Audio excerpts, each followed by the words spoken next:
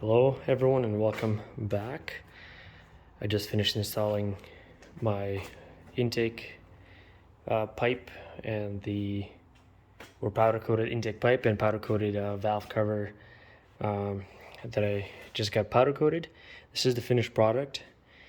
I wrinkle painted the catch can and the adapter plate and powder coated the intake pipe and the valve cover in the Dorman red.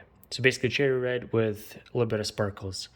My next project I'm thinking I will be doing in the near future is painting that little diffuser for the heat shield. I think needs a little bit of love there.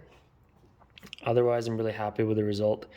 It was a bit of a pain in the butt to get the vacuum pump back in. I did not bother cleaning it, but anyway, for those who are wondering how to get it done quicker and easier, you do have to remove your high pressure fuel pump first. The vacuum pump itself has two little metal notches that you have to line with your cam, and it's really hard to do that with the fuel pump in place. Anyways, I'm gonna put the battery on charge and I'll continue on tomorrow with adventures of this beautiful build.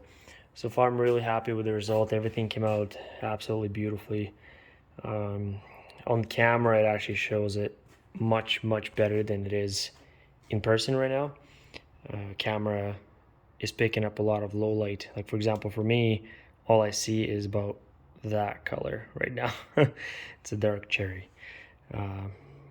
But yeah, everything went fairly smooth, and can't wait to get this car done and toss it back in a dyno finally. All right, talk to you guys later.